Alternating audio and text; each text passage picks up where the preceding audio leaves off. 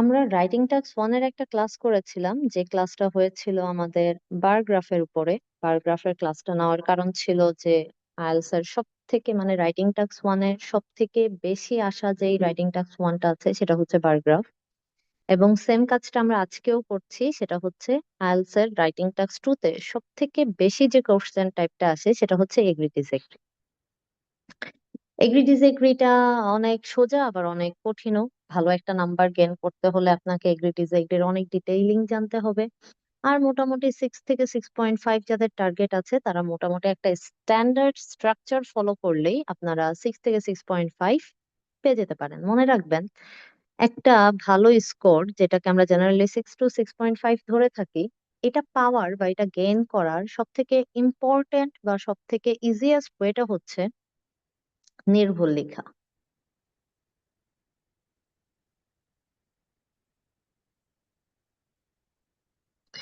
That means আপনি সহজ লিখেন।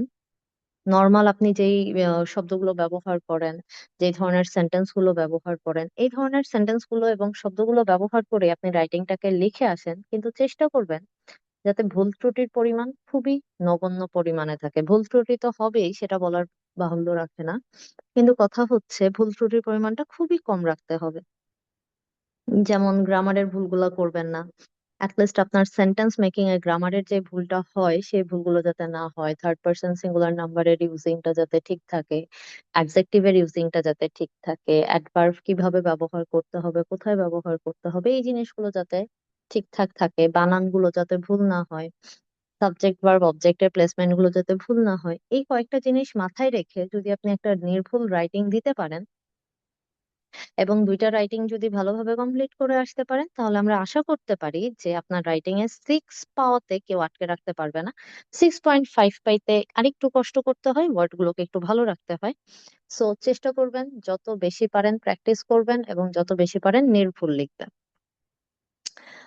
অনেকগুলো কথা আপনি বলে ফেলছি। এই প্রত্যেকটা কথাই আপনাদের জন্য খুব ইম্পর্টেন্ট, বিশেষ করে রাইটিং এর জন্য অনেক বেশি ইম্পর্টেন্ট। তাহলে এখন আমরা ডিরেক্ট টপিকটাতে চলে যাই। আজকে আমাদের যেই টপিকটা পড়ার কথা, দ্যাট ইজ এগ্রি ডিসএগ্রি। আজকে আমরা এগ্রি ডিসএগ্রির জন্য যে কোশ্চেনটা নিয়েছি, এটা একটা রিসেন্ট কোশ্চেন।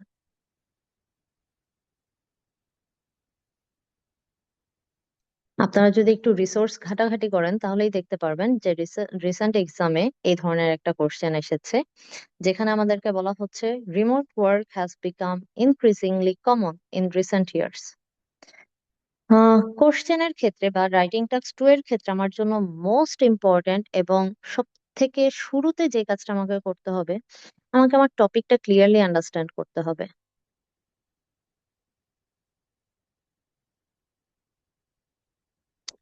টপিক আন্ডারস্ট্যান্ডিংটা অনেক অনেক অনেক বেশি ইম্পর্ট্যান্ট। টপিক ভালোভাবে আন্ডারস্ট্যান্ড না করতে পারলে আমরা যাই লিখবো না কেন, এটা হয়তো বা মাঝে মাঝে কমপ্লিটলি আমার অ্যান্সারটাকে ফুলফিল করবে না, বা কোশ্চেনটার যে টাস্ক অ্যাচিভমেন্ট আছে সেটাকে ফুলফিল করবে না। তো প্রথমে আসেন, এখানে আমার যে কি ওয়ার্ডস আছে, that is remote work. What is remote work? Remote work বলতে আমরা জেনারেলি যেটা বুঝি, that is work from home.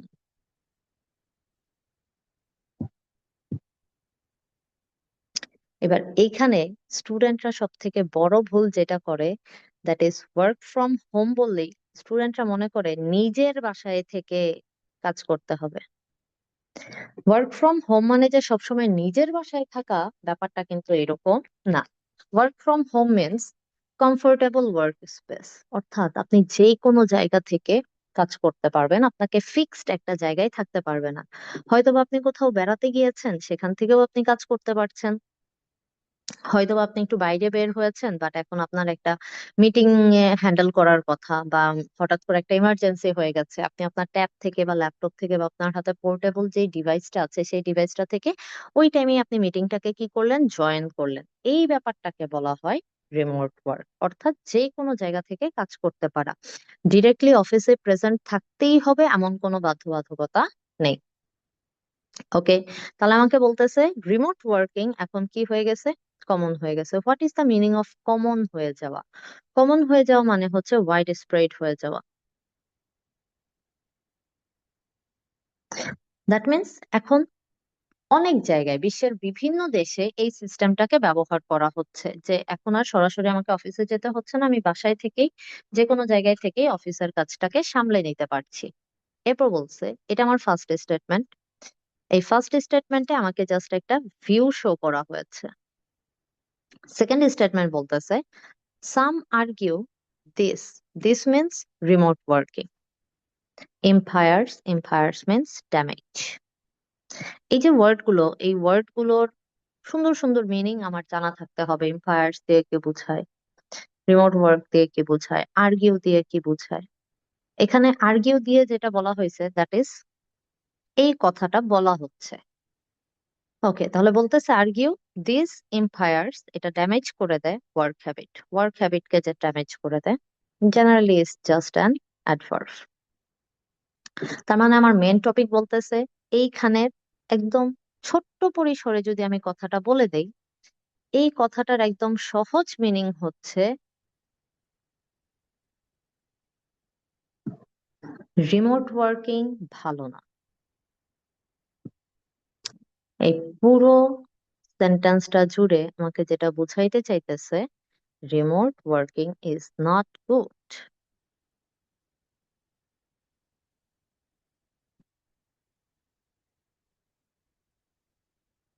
Simple meaning. এটা হচ্ছে এই পুরো স্টেটমেন্টের একটা সামারি। এবার আমার কাছে জানতে চাচ্ছে, এই সামারিটার সাথে আমি এগ্রি করি অর ডিসএগ্রি করি। আমি কি বলতেছি যে রিমোট ওয়ার্কিং খারাপ, নাকি আমি বলতে চাচ্ছি যে না, রিমোট ওয়ার্কিং খারাপ না, বরং রিমোট ওয়ার্কিং ভালো। আমি যদি এগ্রি করি, that means it is not good. Not good means bad. আমি যদি বলি এই টপিকটার সাথে আমি এগ্রি করি, that means I am clearly stating that remote working is bad.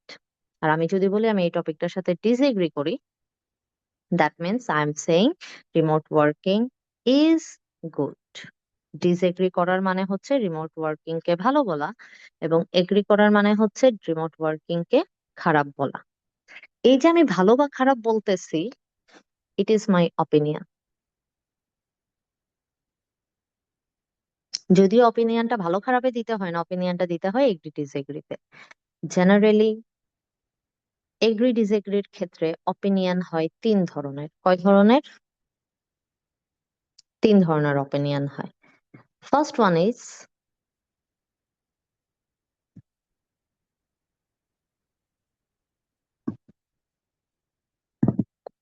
First one is agree, second one is disagree,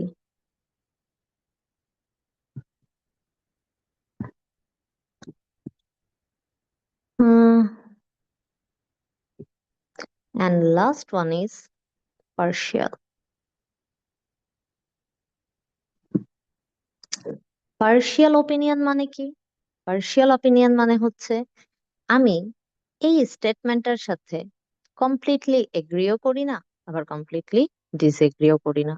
that means এটার ভালো দিকও আছে, আবার এটার খারাপ দিকও আছে। এই যে ভালো দিক আর খারাপ দিক দুইটাকে একসাথে একই অ্যাসের মধ্যে বলাটাকে বলা হয় পার্শিয়াল অপিনিয়ন। আমরা কি ব্যাপারটা ক্লিয়ার? যদি আপনারা ব্যাপারটা ক্লিয়ার হয়ে থাকেন, আমাকে একটু জানাবেন।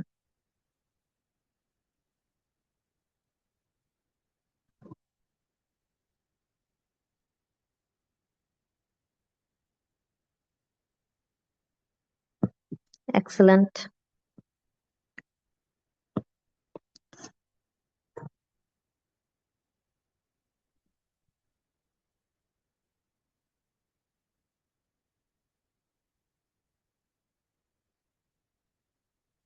তাহলে টপিক যেহেতু বুঝে গেছি, এবার আমরা চলে যাব।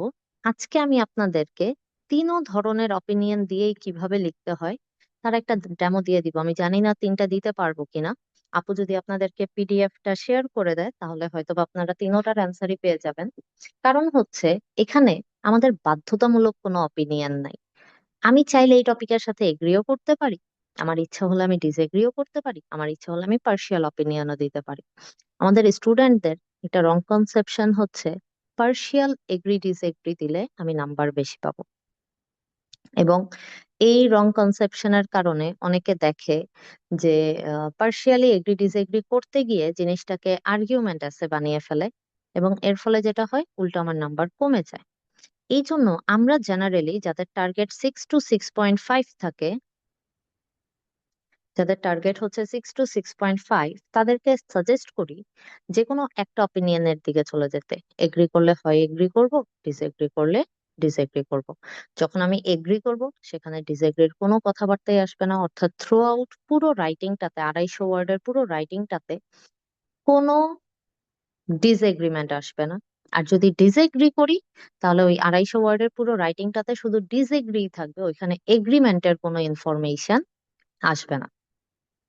পার্শিয়াল অপিনিয়নটা জেনারেলি আমি অ্যাভয়েড করতে বলি, যাতে করে আমার যে টার্গেটেড স্কোরটা আছে সেটা যাতে ঠিক থাকে, যাতে আমি পার্শিয়ালি এগ্রি ডিসএগ্রি করতে গিয়ে যাতে জিনিসটাকে আর্গুমেন্ট এসে বা বোথ ভিউজ বানিয়ে না ফেলি।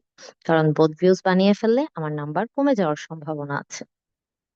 ঠিক আছে, এই জন্য আমি আপনাকে এখানে 3 ধরনের অ্যান্সারই দিয়ে দিয়েছি। দেখেন এখানে বলে দেওয়া হয়েছে কমপ্লিটলি এগ্রি, তার মানে এই স্যাম্পল অ্যান্সারটা কমপ্লিটলি এগ্রির উপরে তৈরি করা হয়েছে। এটা হচ্ছে সেকেন্ড, কমপ্লিটলি ডিসএগ্রি, এই পুরো স্যাম্পল অ্যান্সারটা ডিসএগ্রির উপরে তৈরি করা হয়েছে।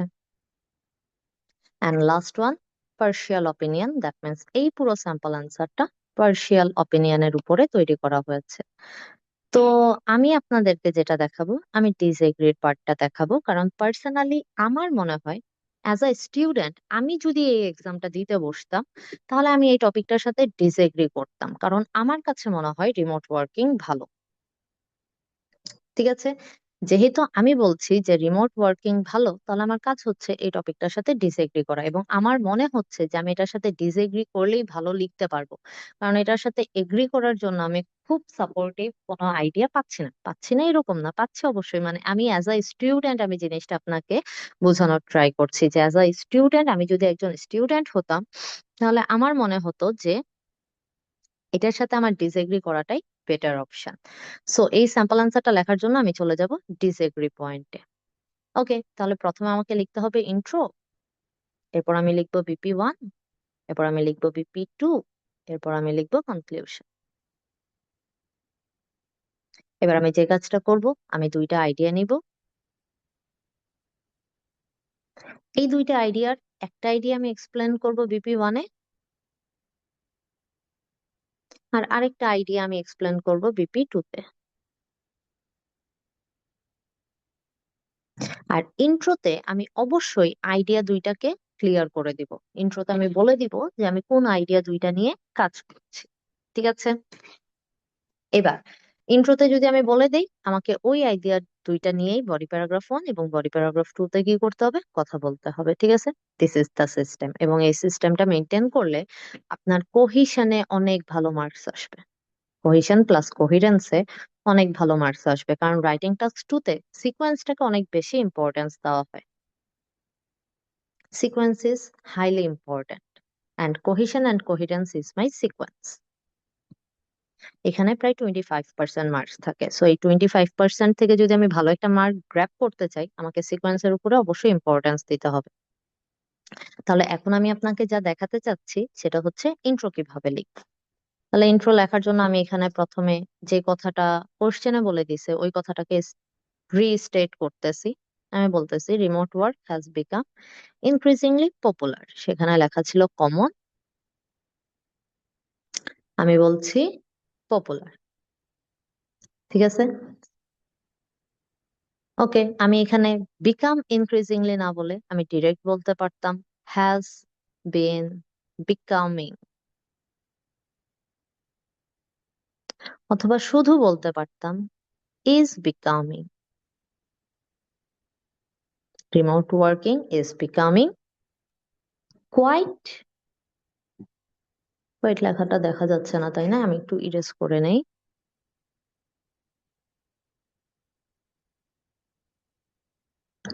Quite popular in recent years. In recent years না বলে আমি বলতে পারি নাওএডেজ,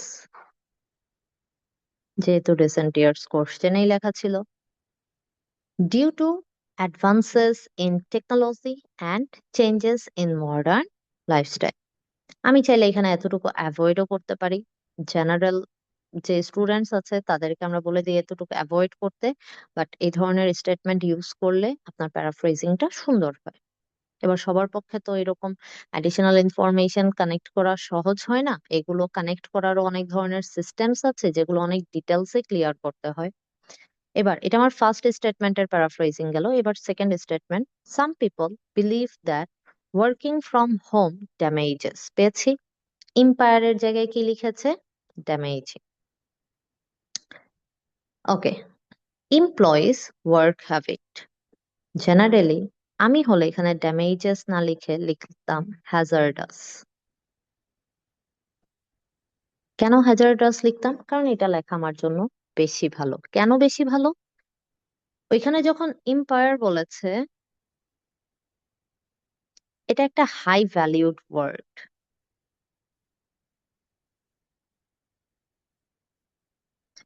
এবং আমাদের কাজ হচ্ছে একটা হাই ভ্যালিউড ওয়ার্ডের পরিবর্তে আরেকটা হাই ভ্যালিউড ওয়ার্ড প্রেজেন্ট করা, নাকি একটু লো ভ্যালিউড ওয়ার্ড প্রেজেন্ট করা। কারণ যখন আমি লোড ভ্যালিউ লো সরি যখন আমি লো ভ্যালিউড ওয়ার্ড ব্যবহার করব, এতে আমার যে লেক্সিক্যাল রিসোর্স আছে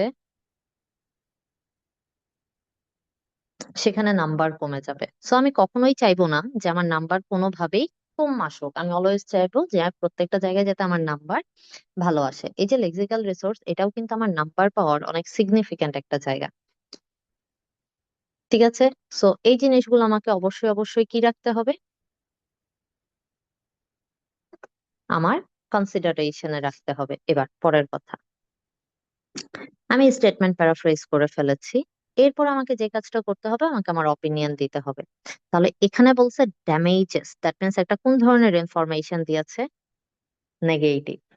বাট আমি বলতে চাচ্ছি, আমি এটার সাথে ডিসএগ্রি করি। দ্যাট মিনস আমি বলতে চাচ্ছি রিমোট ওয়ার্কিং ভালো। তাহলে আমি এখন একটা দিব পজিটিভ ইনফরমেশন। এই জন্য এখানে কি ব্যবহার করা হয়েছে? হাউএভার। এটা হচ্ছে একটা লিঙ্কার। এরকম ধরনের লিঙ্কার আরো অনেক আছে, কোনটা কোথায় ব্যবহার করতে হয়? Cause related linkers, effect related linkers, opinion related linkers, এরকম প্রায় 7 থেকে 8 ধরনের লিঙ্কারের ব্যবহার আছে, যেগুলো আমাদের টাস্ক 2 এর জন্য ইন ডিটেলস শিখতে হয়। ওকে, উইথ দিস ভিউ, তাহলে বলতেছে আই কমপ্লিটলি ডিসএগ্রি, আমার অপিনিয়ন স্টেট হয়ে গেল। এইবার আমাকে যে কাজটা করতে হবে, আমাকে আমার অপিনিয়নের রিজন দিতে হবে।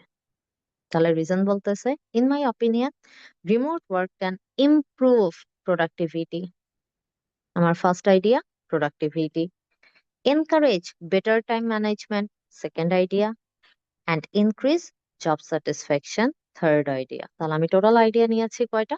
3টা আইডিয়া নিয়েছি। এবার এই 3টা আইডিয়া নেওয়ারও একটা কারণ আছে। এই 3টা আইডিয়া নেওয়ার কারণটা হচ্ছে আপনারা, আপনারা মানে আমার যে স্টুডেন্টসরা আছে তারা।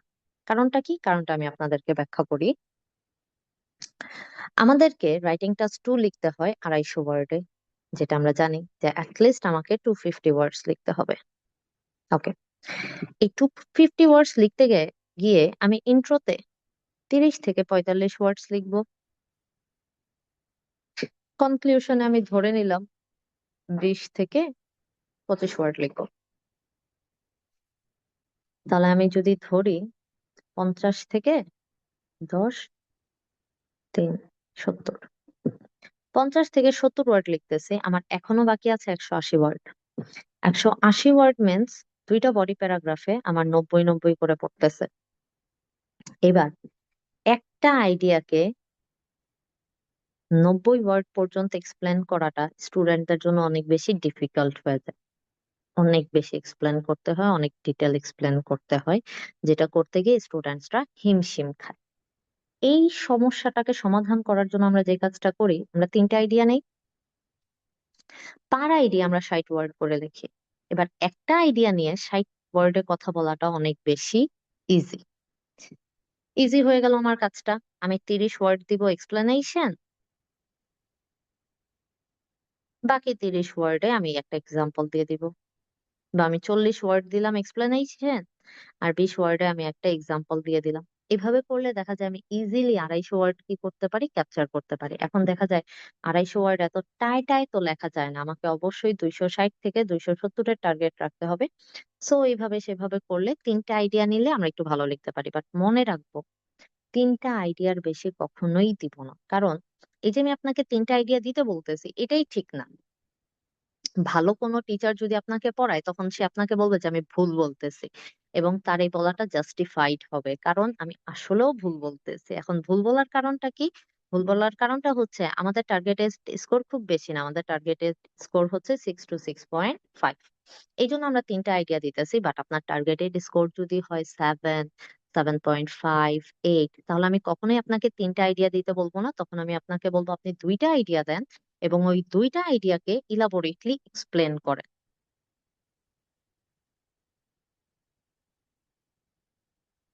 তাহলে অ্যাকচুয়ালি আমি এখানে আপনাকে জাস্ট 6 to 6.5 যাতে আপনি ইজিলি পেয়ে যান, সেই জন্য আমি আপনাকে একটা সহজ রাস্তা দেখাইতেছি, যেটা একটা চিট কোড। এবং মনে রাখতে হবে, সব চিট কোডেরই একটা ব্যাকফায়ার্ড আছে। তো এই হচ্ছে আমাদের ইন্ট্রো লেখার পদ্ধতি। এবার আমার কাজ হচ্ছে আমি বডি প্যারাগ্রাফ 1-এ একটা আইডিয়াকে এক্সপ্লেন করব, যেটা আমার ফার্স্ট আইডিয়াটাকে আমি এক্সপ্লেন করব BP 1-এ। আর সেকেন্ড আর থার্ড আইডিয়াটাকে আমি এক্সপ্লেন করে দিব BP 2-তে। এই হচ্ছে আমার কাজ, এই কাজটা আমাকে করতে হবে। এই পর্যন্ত কারো কোনো জিজ্ঞাসা আছে কিনা, আমাকে একটু কোশ্চেন করবেন।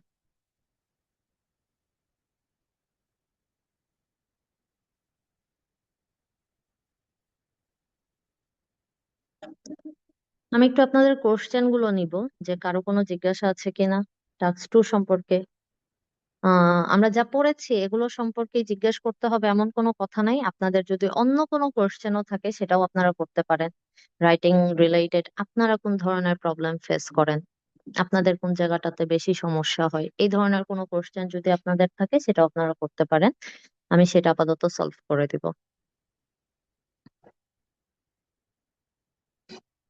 ওকে, নাইস কোশ্চেন। এই কোশ্চেনটার অ্যান্সার যখন আমি দেই, আমি আমি যেই সেন্টারে কানেক্টেড আছি, ওই সেন্টারেও যখন আমি স্টুডেন্টদেরকে দেই, তখন তারা অ্যাকচুয়ালি আমাকে সিরিয়াসলি নেয় না। কারণ হচ্ছে আমি কোনো টিপস এন্ড ট্রিক্স শিখাই না। টিপস এন্ড ট্রিক্স এর সাথে আমার অ্যাকচুয়ালি কোনো সম্পর্ক নাই। আমি অলওয়েজ ডিটেলস পড়তে পছন্দ করি। মেনলি কথা হচ্ছে ভাই, আমি আপনাকে একটা এক্সাম্পল দিই। আমি হয়তোবা একটু কি জানি বলে একটু হয়তোবা এক্সট্রা কথা বলি, বাট আমি আপনাকে একটা এক্সাম্পল দেই, ইফ ইউ ডোন্ট মাইন্ড। সেটা হচ্ছে, ধরেন আমি আপনার সামনে চাইনিজ একটা ফল এনে রাখলাম, এবং বললাম এই ফলটার নাম আপনি আমাকে বলেন। আপনার পক্ষে কি বলা পসিবল? কখনোই পসিবল না, কারণ এই ফলটা আপনি এর আগে কখনো দেখেনও নাই, এবং এই ফলটা আপনি চিনেনও না। কিন্তু এই ফলটার নাম আপনি একটা টাইমে বলতে পারবেন, যদি আমি আপনাকে এখন শিখাই দেই যে এই ফলটার নাম হচ্ছে এইটা। তো এরপরে আপনি যতবারই এই ফলটা দেখবেন, আপনি ফলটার নাম বলতে পারবেন। তার মানে আইডিয়া জেনারেট অ্যাকচুয়ালি ম্যাজিক্যালি করা পসিবল না। আপনাকে যেটা করতে হবে, টপিক পড়তে হবে। আপনি যখন বিভিন্ন ধরনের টপিক সম্পর্কে পড়বেন, যেমন ল্যাঙ্গুয়েজ রিলেটেড পড়েন, সোসাইটি রিলেটেড পড়েন, কমিউনিকেশন রিলেটেড পড়েন, স্পোর্টস রিলেটেড পড়েন, তারপর হচ্ছে ইনস্টিটিউটস রিলেটেড পড়েন, টেকনোলজি টপিক গুলো পড়েন। এরকম টপিক গুলো যখন আপনি পড়বেন, তখন এই টপিক গুলো সম্পর্কে আপনার আইডিয়া জেনারেট হবে, এবং সেই আইডিয়াস গুলো আপনি পরবর্তীতে কাজে লাগাতে পারবেন। দ্যাট মিন্স, মেন কথা হচ্ছে আগে আপনাকে পড়তে হবে, এবং তারপর আপনি জিনিসগুলো, আমি ওই যে আপুর কথাটাতে মাত্রই আসতাম, যে আপনাকে টপিক রিলেটেড পড়তে হবে, তাহলে ধীরে ধীরে আপনি আইডিয়া জেনারেট করতে পারবেন। এখন টপিক রিলেটেড আপনি পড়বেন কিভাবে? আপনি একটা করে টপিক ধরবেন, যে আজকে আমার টপিক হচ্ছে ল্যাঙ্গুয়েজ। তাহলে আপনার প্রথম কাজ হচ্ছে, আপনি ল্যাঙ্গুয়েজ জানার বা ল্যাঙ্গুয়েজ শেখার 5টা অ্যাডভান্টেজ পড়বেন, 5টা ডিসঅ্যাডভান্টেজ পড়বেন। 5টা না পড়েন, 2টা পড়েন, 3টা পড়েন, এভাবে পড়তে থাকেন। তারপর ধরেন টেকনোলজির 5টা অ্যাডভান্টেজ, 5টা ডিসঅ্যাডভান্টেজ, স্যাটেলাইটের 5টা অ্যাডভান্টেজ, 5টা ডিসঅ্যাডভান্টেজ। এভাবে পড়তে থাকলে ধীরে ধীরে ধীরে ধীরে দেখবেন আপনি অনেক আইডিয়াস জেনারেট করতে পারতেছেন। তাহলে সিম্পল কথা, আইডিয়া জেনারেট করতে হলে ওই টপিক সম্পর্কে আমার আগে থেকে পড়ে রাখতে হবে, আদারওয়াইজ বিষয়টা পসিবল না। ওকে, এবার আসি মাসুদ ভাইয়ার কথায়। রিচ ভোকাবুলারি থেকে পড়বো? রিচ ভোকাবুলারি পড়ার জন্য আপনি যেটা করবেন, হাই ব্যান্ড স্কোরের স্যাম্পল পড়বেন। হাই ব্যান্ড স্কোরের স্যাম্পল যেমন আমি মোটামুটি সব স্টুডেন্টদেরকে সাজেস্ট করি আইএলটিএস এসএ ব্যাংক পড়তে। আইএলটিএস এসএ ব্যাংক পড়লে আপনি প্রচুর পরিমাণ রিচ ভোকাবুলারি সম্পর্কে জানতে পারবেন। যেমন এই যে আমি আপনাকে যেটা বললাম হ্যাজার্ডাস, যদি আমি হ্যাজার্ডাস আইএলটিএস এসএ ব্যাংক থেকে পড়ি নাই, আমি ব্যারনের কিছু ওয়ার্ডস পড়েছিলাম। তারপর হচ্ছে জিআরইর জন্য আমি কিছু ওয়ার্ডস পড়েছিলাম। এগুলো পড়তে পড়তে পড়তে পড়তে আমার হয়ে গেছে। সো আপনাকে যেটা করতে হবে সেটা হচ্ছে ভালো ভালো লেভেলের স্যাম্পল পড়তে হবে, ব্যান্ড 7 স্কোরের, 7.5 স্কোরের। হ্যাঁ, ওগুলো পড়েন, পড়েন আর ইউজ করেন, পড়েন আর ইউজ করেন। নতুন একটা ওয়ার্ড দেখলে বা পুরোনো কোনো, ধরেন আমি আপনাকে একটা ওয়ার্ড বলি, কন্ট্রিবিউশন, এটা আমাদের অনেক পুরোনো একটা ওয়ার্ড। কিন্তু এই কন্ট্রিবিউশনের আপনাকে যদি আমি আরো একটা সিনোনিম জিজ্ঞেস করি, সেটাও আপনি বলতে পারবেন না, আমরা কেউই বলতে পারবো না। তো আমাকে যেটা করতে হবে, আমাদের যে পুরোনো ওয়ার্ডস গুলো আছে ওই পুরোনো ওয়ার্ডস গুলোরই সিনোনিমস পড়তে হবে। এবং সিনোনিমস পড়ার টাইমে আপনি যেটা করবেন, আপনি লিখে দিবেন যে ল্যাঙ্গুয়েজ লেভেল বি টু লেভেলের ওয়ার্ডস, কন্ট্রিবিউশনের জন্য বি টু লেভেলের আর কোন কোন সিনোনিমস আছে ওইভাবে ধরে ধরে যদি আপনি পড়েন, তাহলে দেখবেন আপনার পড়াটা খুবই ভালো হচ্ছে। ব্যান্ড 9 লেভেলের এর জন্য কোনো ওয়েবসাইটস, ভালো ওয়েবসাইটস আছে, বাট ওগুলো এখন পারচেজ করতে হয়। যেমন আমি আপনাকে একটা সাজেস্ট করতে পারি, that is IELTS essay bank, then লিজ। কিন্তু এখন এগুলো ফ্রিতে খুব একটা পাওয়া যায় না।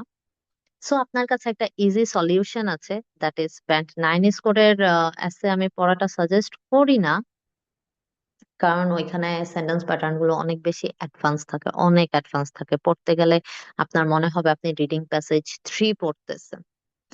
তারপরও যদি আপনি পড়তে চান, আপনি পড়তে পারেন। এটার জন্য আপনি যেটা করবেন, চ্যাট জিপিটি বা জেমিনি বা পারপ্লেক্সিটি যে কোনো একটা সার্চ ইঞ্জিন ধরবেন এবং ওইটাতে আপনি লিখে দিবেন যে এই কোশ্চেনটার জন্য আমাকে ব্যান্ড 9 স্কোরের একটা স্যাম্পল অ্যান্সার রেডি করে দেন, এবং ওই স্যাম্পল অ্যান্সারটা আপনি পড়বেন।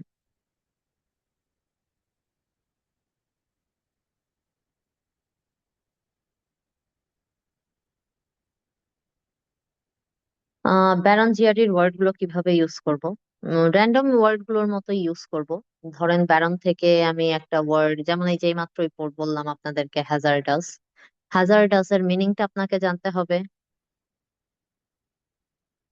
হ্যাজার্ডাস এর মিনিংটা আপনাকে জানতে হবে এবং জানতে হবে এই ওয়ার্ডটা কোন ফরমেশন দিয়ে তৈরি হয়েছে। যেমন হ্যাজার্ডাস একটা অ্যাডজেক্টিভ, দ্যাট মিন্স এই ওয়ার্ডটা আমরা সেন্টেন্সের অ্যাডজেক্টিভের জায়গায় ইউজ করতে পারবো, যেটা হচ্ছে গ্রামারের একটা মডিউল। গ্রামারের এই জিনিসগুলো শেখানো হয় যে কোন ধরনের ওয়ার্ড গুলো আমরা সেন্টেন্সের কোথায় লিখতে পারি। ওকে, অ্যাপ্লিকেশনের টাইমে আমরা ভুলে যাই, কারণ আমরা নিজেরা ওই ওয়ার্ড গুলো দিয়ে সেন্টেন্স মেক করার চেষ্টা করি না। আমাদেরকে যে কাজটা করতে হবে, আমরা যেই ওয়ার্ডটা পড়তেছি চেষ্টা করব ওই ওয়ার্ডটা দিয়ে একটা করে সেন্টেন্স মেক করতে। এটা খুবই ইম্পর্টেন্ট। ওয়ার্ড আমরা যেটা শিখি গদবাঁধা মুখস্থ করার চেষ্টা করি, এই গদবাঁধা মুখস্থ করাটা উচিত না। ওয়ার্ড গদবাঁধা মুখস্থ করে শিখলে অ্যাকচুয়ালি মনে থাকে না। তো আমাকে যেটা করতে হবে, আমি যখন নতুন একটা ওয়ার্ড নিয়ে কাজ করতেছি, সেই ওয়ার্ডটা কিভাবে ইউজ করা যায়, কোথায় ইউজ করা যায়, এটা দিয়ে একটা সেন্টেন্স মেক করার, বা নিজে মেক করতে না পারলে আগে এক্সাম্পলস দেখেন। চ্যাট জিপিটি কে বলেন যে এই ওয়ার্ডটা দিয়ে আমাকে 5টা সেন্টেন্স মেক করে দিতে। তারপর ওই মেক করা সেন্টেন্সেস গুলো যদি আপনি পড়েন, তখন আপনি ধীরে ধীরে নিজে নিজে কি করতে পারবেন, সেন্টেন্স মেক করতে হবে। অ্যাপ্লিকেন্ট করার জন্য আপনাকে আগে অ্যাপ্লিকেশন দেখতে হবে যে এগুলোকে কিভাবে ইমপ্লাই করতেছে। ওকে, আমি আর কোনো কোশ্চেন পাইনি। যেহেতু আর কোনো কোশ্চেন আমি পাইনি, সো আমি পড়ায় ব্যাক করি। অনেক কথা বলে ফেলেছি। আমরা ইন্ট্রো দেখছিলাম, এরপর আমাদের কাজ ছিল বডি প্যারাগ্রাফ 1। বডি প্যারাগ্রাফ 1-এ আমার কাজ ছিল, আমি প্রথম আইডিয়াকে এক্সপ্লেন করব, দ্যাট ইজ মাই প্রোডাক্টিভিটি, যে রিমোট ওয়ার্কিং আমার প্রোডাক্টিভিটিকে কি করে ইনক্রিজ করে। তাহলে আমরা দেখি রিমোট ওয়ার্কিং প্রোডাক্টিভিটিকে কিভাবে ইমপ্রুভ করে। তাহলে বলতেছে, firstly, remote work often helps people become more productive and focused. This is my topic sentence. যে সেন্টেন্স আমি আমার টপিকটাকে উল্লেখ করে দিছি যে আমি রিমোট ওয়ার্কিং নিয়ে কথা বলতেছি। রিমোট ওয়ার্কিং এর আমি পজিটিভ সাইড নিয়ে কথা বলতেছি, এবং সেই পজিটিভ সাইডের একটা রিজন হচ্ছে productivity. Okay, nice. When employees work from home, they can create a comfort environment that suits their need. যেটা তাদের প্রয়োজন, যেমনটা তাদের প্রয়োজন, তারা ওইভাবে রিল্যাক্স মুডে কাজ করতে পারে। Unlike traditional office, there are fewer interruption. There are, এই there মানে কি? এই there মানে হচ্ছে comfortable environment, that means হোমের কথা বলতেছে। ওকে, বাসায় কাজ করলে ফিউয়ার ইন্টারাপশন আসে, কেউ আপনাকে ডাকবে না, প্রবলেম করবে না, বা আপনার আশেপাশে কলিগসদের যে সাউন্ডস আছে সেটা থাকবে না, such as unnecessary meetings, noise from colleagues। দেখেছেন, মিলে গেছে? এগুলো কিন্তু আমার examples. For example, a software developer working remotely may complete task faster। ওই যে বলছিলাম আমরা আগে এক্সপ্লেন করব, এক্সপ্লেন করার পরে কি দিব? এক্সাম্পল দিব। ও, আমি এক্সাম্পল বানানটা ভুল লিখেছি, একটা minute.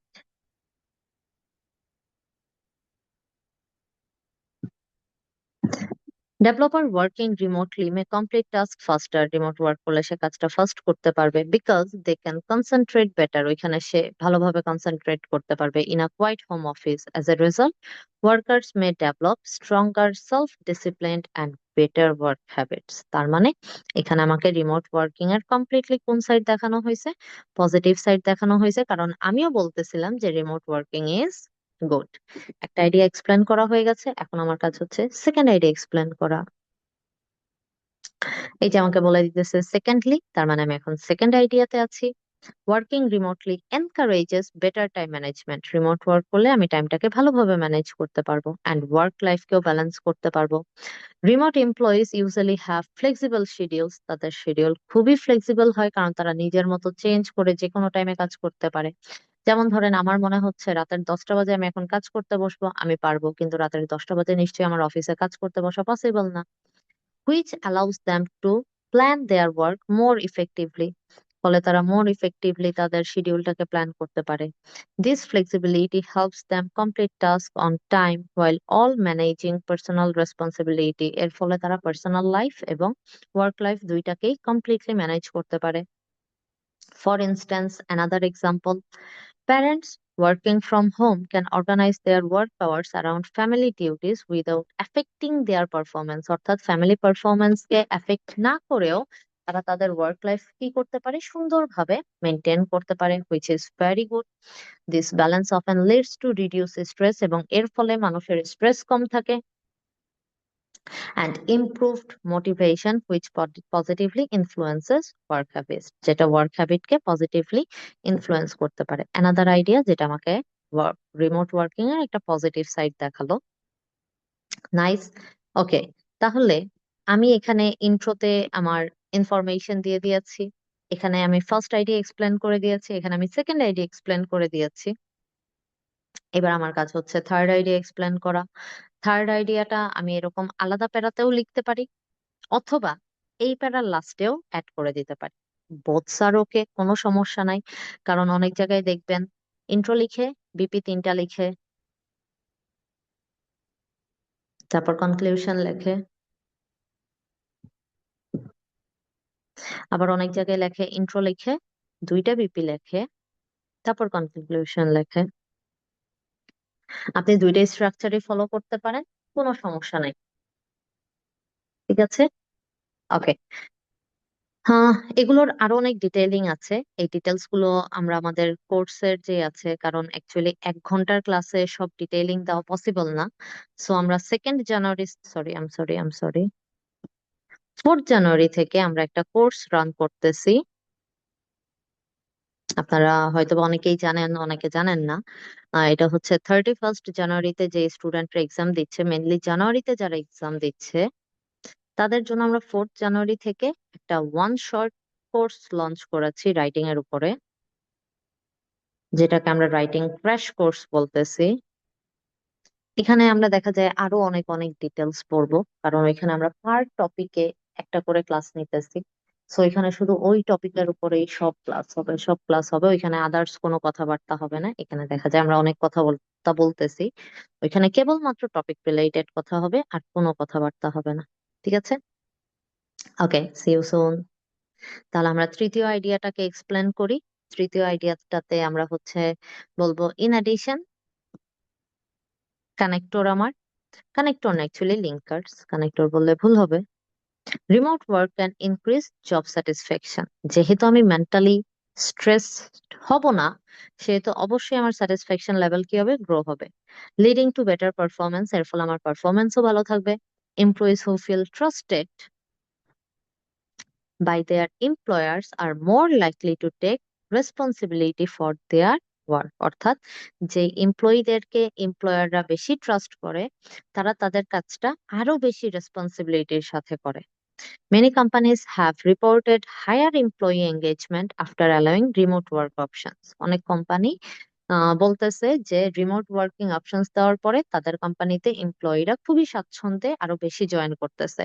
When workers feel valued, ওয়ার্কাররা যখন দেখে যে না তাদেরকে রেসপেক্ট করা হচ্ছে, তাদেরকে ট্রাস্ট করা হচ্ছে, তাদেরকে স্পেস দেওয়া হচ্ছে, তারা অনেক বেশি কমফোর্টেবল ফিল করে। They are more likely to maintain strong professional habits. এর ফলে তখন ওই জায়গাটার প্রতি তাদের একটা আন্তরিকতাও তৈরি হয়, এবং দেখা যায় আন্তরিকতা থেকে অনেক ভালোভাবে তারা কাজটাও করে, নিজের দায়িত্ব মনে করেই তারা কাজটা করে। এর ফলে আমার মনে হচ্ছে ওয়ার্ক হ্যাবিট নষ্ট হয় না, বরঞ্চ ওয়ার্ক হ্যাবিট আরো ভালো হয়। আমার আইডিয়া এক্সপ্লেন করা শেষ। এখন আমি যে কাজটা করব সেটা হচ্ছে কনক্লিউশন টানবো। কনক্লিউশন মানেই হচ্ছে সামারি। এতক্ষণ আমি যা যা বলেছি তার আমি একটা সামারি দিব, একদম অল্প কথায়, ছোট্ট কথায় আমি পুরো কথাটাকে বুঝাই দিব। তাহলে বলতেছে, in conclusion, I completely disagree that. কার সাথে ডিসএগ্রি করি? Remote work impairs work habit. Remote work work habit নষ্ট করে, এই কথাটার সাথে আমি কি করতেছি? ডিসএগ্রি করতেছি। অ্যাজ ডিসকাসড মিন, এই যে উপরে আমি এত এত কথা বলে আসছি, it can improve productivity. It means remote work, remote work productivity কি করতে পারে? ইমপ্রুভ করতে পারে, টাইম ম্যানেজমেন্ট ভালো করতে পারে, জব স্যাটিসফ্যাকশন ক্রিয়েট করতে পারে। Therefore remote work should be seen as a positive development rather than a problem for modern work habits. বুঝেছি না বুঝিনি?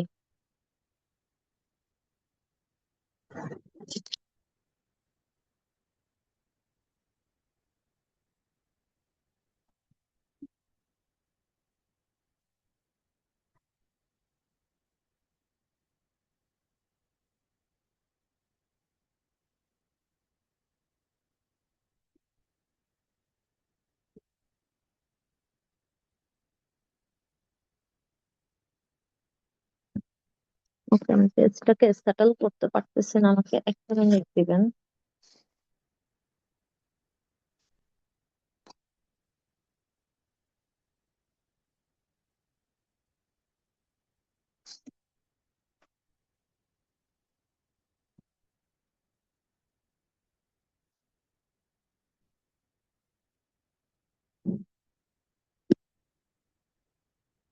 Okay, তাহলে এই পর্যন্ত কি কারো কোনো কোশ্চেন আছে কিনা আমাকে একটু জানাবেন।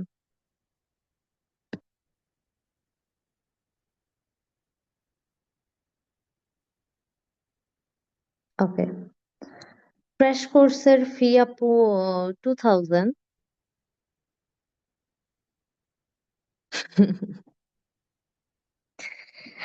রিলেটেড টপিক হলে কিন্তু ভাইয়া সুবিধা আছে। রিলেটেড টপিক হলে দেখা যায় যে আমরা লিখতে এবং বলতে দুইটাই ভালো পারি।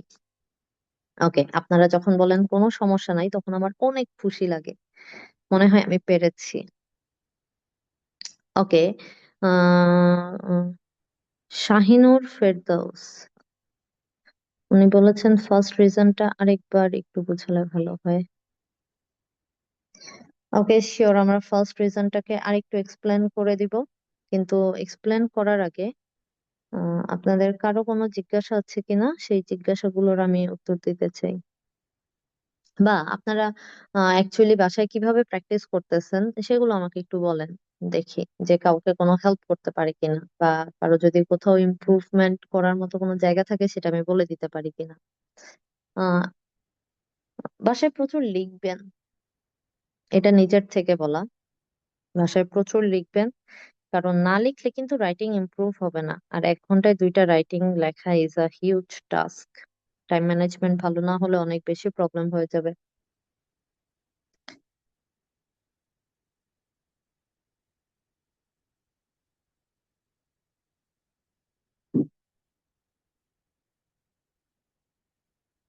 ওকে, ভাইয়া তো দেখা যাচ্ছে তাহলে টেকনিক্যাল এক্সপার্ট। তাহলে তো ভাইয়ার তো উচিত আমাদেরকে একটু হেল্প করা।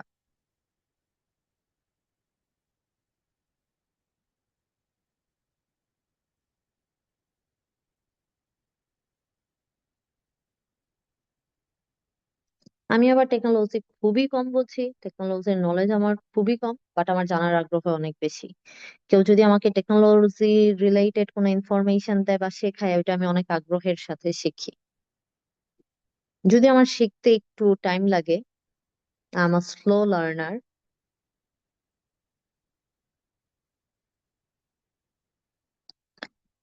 ও, ভাইয়া ইজ অ্যান ইঞ্জিনিয়ার। তাহলে তো আপনার উচিত না ভাইয়া যে আপনার এই বোনগুলোকে একটু টেকনোলজি সম্পর্কে অবগত করা।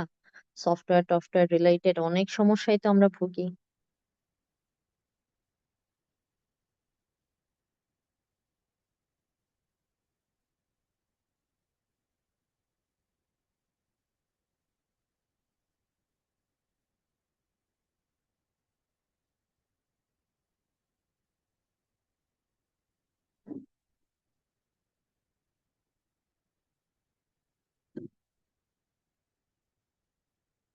ওকে, লিখতে গিয়ে একটু ভুল হবেই, ওইটার জন্য প্যানিক করার অ্যাকচুয়ালি কিছু নাই, কারণ প্যানিক করলে ওইটা আমাদের জন্য কোনো পজিটিভ ইম্প্যাক্ট নিয়ে আসে না, বরং নেগেটিভ ইম্প্যাক্ট নিয়ে আসে।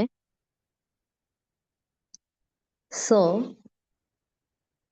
প্যানিক করা যাবে না, ভুল ত্রুটি থাকবে, ভুল ত্রুটি মিলেই আমাদের কাজ। আমাদেরকে যেটা করতে হবে, ভুলগুলোর উপরে কাজ করতে হবে, ভুলগুলো ঠিক করতে হবে, প্রচুর লিখতে হবে। আপনি যত লিখবেন এবং যত রাইটিং চেক করাবেন, ভালো একটা কথা বলছেন, যে প্রচুর লিখতে হবে। এবং আপনার ভুলগুলো যদি ধরে দেওয়া যায়, যেটা আমরা আমাদের রাইটিং কোর্সে করব, আপনাদের রাইটিং গুলো রেগুলার আমরা চেক করব। তো চেক করে যদি আপনার ভুলগুলোকে বলে দেওয়া যায় যে আপনি এখানে ভুল করতেছেন, এই কাজটা এইভাবে না করে এভাবে করেন, এই ওয়ার্ডটা এইভাবে না লিখে ওইভাবে লিখেন, আপনি স্পেলিং ভুল করতেছেন, তখন দেখা যাবে যে আপনার ভুলগুলো আরো কমে আসবে। ভুল ধরতে পারাটা অনেক বেশি ইম্পর্ট্যান্ট।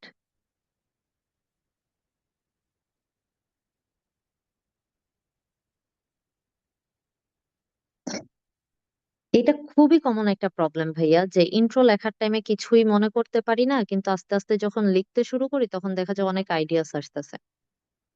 এই জন্য আমাদেরকে যেটা করতে হবে, আগে প্ল্যান করতে হবে, প্ল্যান করে তারপর লেখা শুরু করতে হবে। রাইটিং এর শুরু থেকে কিভাবে প্ল্যান করে আগাতে হয়, এটাও একটা শেখার জিনিস। এই জিনিসটাও শিখতে হবে। বরং রাইটিং প্ল্যান করে কিভাবে লেখা শুরু করতে হয়, এটা নিয়েই ফুল একটা ক্লাস করা যায়। Writing is huge. রাইটিং এর অনেক অনেক ইনফরমেশন আছে। এই ইনফরমেশন গুলো যখন আপনি জানতে পারবেন, তখন দেখবেন যে আপনার জন্য জিনিসটা আরো ইজি হয়ে যাচ্ছে।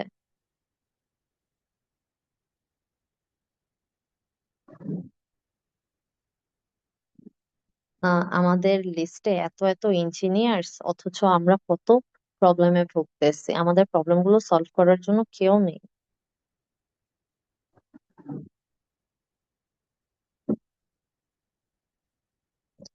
শিওর ভাই ইসরাত আপু, ইসরাত আপুর টেকনিক গুলো অনেক ভালো, আমি যেটা দেখতে পাচ্ছি। আমি জানি না আপনি এগুলো কোন জায়গা থেকে শিখেছেন বা কে আপনাকে বলেছে, বাট যেই আপনাকে বলেছে অনেক ভালো সাজেশনস দিয়েছে। কারণ এই সেম কথাগুলো আমি আমার স্টুডেন্টসদেরকে বলি, বাট তারা এগুলো অ্যাপ্লাই করে না। মনে রাখবেন, একটা টিচারের গাইডলাইন আপনি যত বেশি ফলো করবেন, আপনার ইমপ্রুভমেন্ট। সিরিয়াসলি? আল্লাহ, শুনে অনেক ভালো লাগতেছে। এই জন্যই তো আমি বলি যে আমার সেম সেম কথাগুলো আপনি কিভাবে রিপিট দিতেছেন। এগুলো তো আমি আমার ক্লাসের বাচ্চাদেরকে বলি, যে এইভাবে পড়বেন ওইভাবে পড়বেন। আমি জানি অনেক বাচ্চারা আমার উপরে অনেক আপসেট হয়, কারণ আমি একটু রুড, একটু স্ট্রিক্ট। সুইট করে কথা বলতে আমি পারি না। কেউ পড়াশোনা না করলে মাঝে মাঝে দেখা যায় আমি স্টুডেন্টদেরকে ক্লাসরুম থেকেও বের করে দেই। সো অ্যাপ্লাই করেন, অ্যাপ্লাই করতে করতে অবশ্যই ভালো কিছু করা যাবে।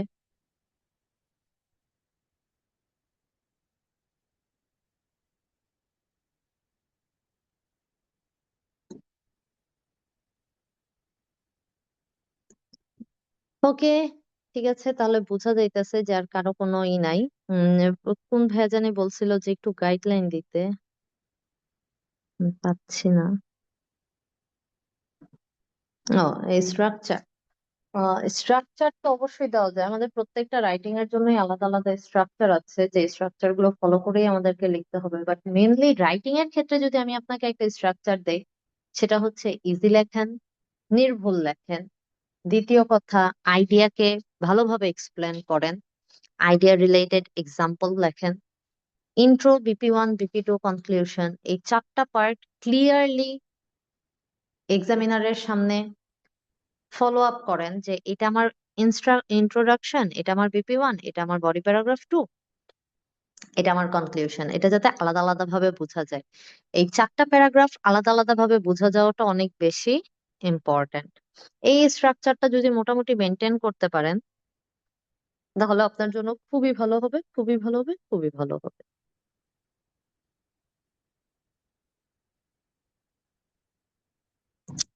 20 ডেজ এর মধ্যে, 20 ডেজ অনেক, খুবই ভালোভাবে করতে পারবেন। আপনার প্রথম কাজ হচ্ছে একটা করে টপিক ধরবেন, যেমন লাইন গ্রাফ। লাইন গ্রাফে 4 থেকে 5 ধরনের টাইপ আছে। এই টাইপ গুলো ধরে পড়ে ফেলবেন, প্রত্যেকটা টাইপের জন্য মিনিমাম 2 থেকে 3টা করে স্যাম্পল অ্যান্সার পড়বেন, এটা একদিনের কাজ। এই সেম ওয়েতে বার গ্রাফ, পাই চার্ট, একটা একটা করে পড়বেন, একটা একটা করে লিখবেন। একদিন রাইটিং টাস্ক 1, একদিন রাইটিং টাস্ক 2, এভাবে করে করে 20 দিনে আপনি প্রচুর পরিমাণ টাস্ক 1 এবং প্রচুর পরিমাণ টাস্ক 2 পড়েও ফেলবেন এবং লিখেও ফেলবেন। সেই সাথে রিসেন্ট কোশ্চেন গুলো প্র্যাকটিস করেন। এগুলো ইফেক্টিভের চেয়ে বড় বিষয় হচ্ছে এগুলো নাম্বার কাটতে বেশি হেল্প করে, নাম্বার দিতে না, নাম্বার কাটতে বেশি হেল্প করে। টেমপ্লেট কখনোই ইফেক্টিভ না, টেমপ্লেট ইউজ করা ঠিক না। আমি পার্সোনালি টেমপ্লেটকে অ্যাপ্রিসিয়েট করি না, বরঞ্চ আমি স্টুডেন্টদেরকে ডিমোটিভেট করি টেমপ্লেট ইউজ করা থেকে।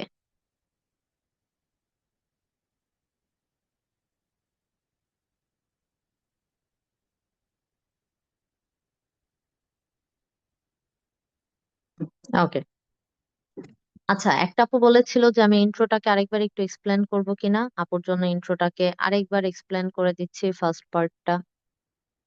আর যদিও আপনারা রেকর্ডিং পেয়ে যাবেন, আমার মনে হয় রেকর্ডিং দেখলেই আপনি ফার্স্ট পার্টটা বুঝে যাবেন, সো এখন আর রিপিট অ্যাকচুয়ালি না করি। আমরা সবাই ভালো থাকবো, কারণ আমার এখন আর বলার মতো কিছু নাই।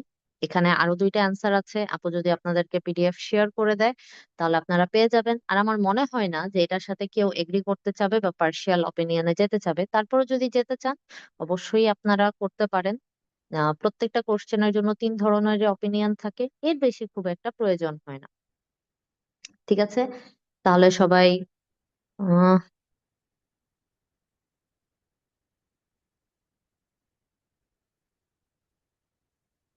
ওকে। দেয়ার আর আ myriad নাম্বার অফ রিজনস, আমরা এগুলো ইউজ করি, myriad কম্পেলিং রিজনস। এগুলো ইনফর্মাল, এগুলো আমরা স্পিকিং এ ইউজ করব, রাইটিং এ ইউজ করব না। এগুলো স্পিকিং এর জন্য পড়বেন।